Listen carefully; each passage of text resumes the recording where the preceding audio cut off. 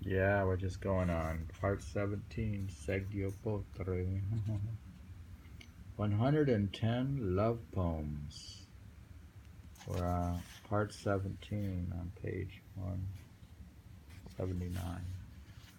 However, looked at, it's a world to be loathed. But as long as you live there, I'm drawn to it. Interesting. However looked at, it's a world to be loathed. What it means, though. To be hated or despised, because it's like saying the world is like a painful, terrible place. Okay. But as long as you live there, I'm drawn to it. What he's saying is I know. the materialistic life is like messed up, but as a Buddhist, but he's saying as long as you're there, you should at least be in it and pay attention. He's attracted. He's attracted to beauty, Right. right? So don't be like a nasty person that says, I hate the world. He says, be there. Be there, be enlightened, and enjoy the beauty. That's a love poem, right? So he's drawn to the beautiful woman that he's in love with. Love the beautiful woman. 110 love poems of Saigyo. What else could have made me loathe the world? Here he goes again. The one who was cruel to me, today I think of as kind. Interesting. He says, this and the preceding poem are sometimes cited as evidence that Saigyo entered religious life because of a disappointment in love. Here it's saying Saigyo entered a religious life because of disappointment in love. That's a theory. Like, do they not know? I guess. Well, how can you know about a person's state of mind except for by reading his poems? We'll read that again. What else could have made me loathe the world? The one who was cruel to me, today I think of as kind. What is this love that he had ended up cruel to him somehow? I think we've encountered. He was rejected.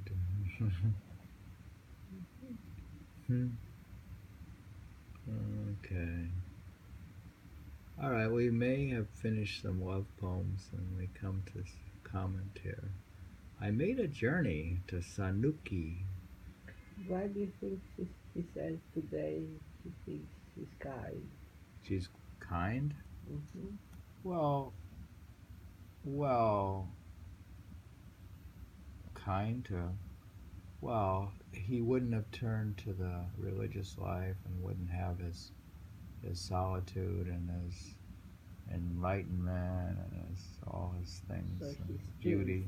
still If he hadn't turned away, I guess he's not necessarily unhappy that he had a love, but it's lost. He's not unhappy about it. He's glad that he's in the woods alone. He's so glad he made it to the woods alone. Are you kidding? The life in the court back in the capital must have been horrible. Anyways, I made a journey to Sanuki and at a place called the Port of Matsuyama, searched for the spot where the retired emperor resided, but could find no trace of it. He writes, that ship that came washed on the waves of Matsuyama, in no time vanished into nothingness. It's interesting, Basho complains about how things from the past have gotten grown up by weeds and disappeared, and you can hardly find them. And he's saying the same thing about something prior he's looking for. They all like to they all respected history and they like admired. What was it they liked? They're like archaeologists, or they're like they studied history. They studied the prior poets. Here he says, that ship that came washed on the waves of Matsuyama in no time vanished into nothingness. Says in 1168 or 60, Saigyo journeyed to the province of Sanuki and Shinkoku to pay respects to the memory of Emperor Sutoku, who was banished to Sanuki in 1156 as a result of his part in the Hojin Civil War. He died there in 1164.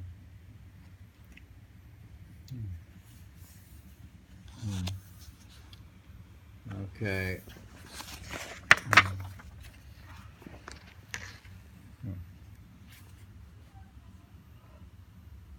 This one is called Miscellaneous Poem. The waves of Masuyama, their aspect is unchanged, but of you, my lord, no trace remains. Now, it was like he's saying there's no trace of the Lord, but the waves are there. The waves of Matsuyama, their aspect is unchanged, but of you, my lord, no trace remains. Now, in the same province on the mountain near the place where the Dashi lived, I built a hut and lived in it. I wrote this when the moon was exceptionally bright and I looked out at the cloudless sea. He writes, I look out from the cloudless mountain at the moonlight on the sea, its islands so many rents in a sheet of ice.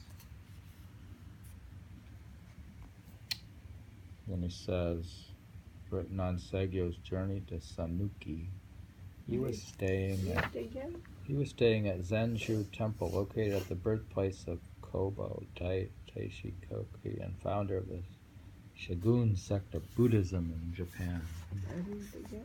I look out from the cloudless mountain at moonlight on the sea, its islands so many rents in a sheet of ice. Its islands, so many? Its islands so many rents in a sheet of ice. What rent? I don't know. How you spell it? R-E-N-T-S. Well, there's some islands in there in ice. It must be cold. And he sees the moonlight. It's pretty good. The moon reflected in that. Beautiful reflected in the sea. Here we have more miscellaneous poems. Love through the long year. Oh, not love. Here it says, on looking at the pine that stands. You should send me that poem. Send what? This Take one? a note of that poem. I'd like to. What? I'd like to post that. All right, we'll find it. Live. Now he says, on looking at the pine that stands in front of my hut. What page are you? Oh, here, this is the one you like, page 185. You like this one? I look out of the cloudless mountain. Ricky likes it. I put an H in. That one you'll post and become famous. Saigyo will be famous. Maybe for a moment in time until it vanishes off Instagram. Vanish. I think it'll be beautiful for a moment. Live through the long years, pine, and pray for me in my next existence. I who have no one to visit the places I once was. Saigyo is now visiting the site of Kobotashi birth. Now, he says, now he's looking at the pine that stands in front of his hut, and he says to the pine, "Live through the long years, pine, and pray for me in my next existence. I will have no one to visit the places I once was." Interesting approach. He's asking the tree to pray for him. Well, you could do that, couldn't you? Because it's gonna live longer. You think the tree in front of our house we should pray to it to pray for us? Trees, they cut them. I hope the tree can pray for me. Or you could go to like a sequoia tree out in California and ask it to pray for you. Well, all right, we continue. When I tire of this spot as well, too gloomy to live in, when I drift on my way, pine, you'll be left alone. My goodness. This guy is so lonely. He's talking to the trees. Talk about solitude. Well, sometimes a tree, I mean, has good vibes. You can sit under a tree and meditate. They have great, fabulous vibes. These are good. Trees are very nice. Nice pine tree, too. They smell good. When I tire of this spot as well, too gloomy to live in, when I drift on my way, pine, you'll be left alone. You see, now you can see him sitting under the pine. He likes his friend. There's a pine tree, I think. I can imagine all that fragrance sitting under the pine tree. Yeah, the pines. I used to go to the pine forest in the woods at home to camp out. It smells. It's perfect. It has pine needles on the floor of the forest. The needles are slippery. They're soft, so you have like a soft bed, and then it smells like pine trees. It's like when they say that, oh, you have to have pine pollen if you want to be healthy. Pine pollen. Then I'm supposed to be under the pine and sleeping on the pine needles. Why don't we get honey from? And we just bought from pine nuts, and you can eat pine nuts. From pine trees. And it's so hard to get pine nuts. You can't overeat them because you have to crack them open. And you're only allowed to have a handful of nuts, so it's perfect. Anyways, we'll read another poem. On a snowfall, under the pines, a color like the sky when snow falls. The rest of the mountain trail, one swath of white cloth. Here, this is the poem was written when Saigyo was living in a retreat in a hut in Sensutsu. He says again, on a snowfall, under the pines, a color like the sky when snow falls. The rest of the mountain trail, one swath of white cloth.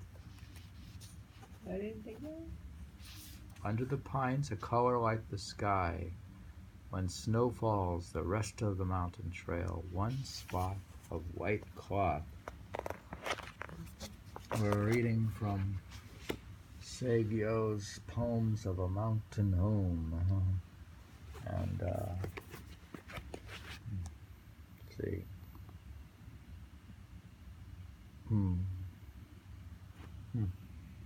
Very good.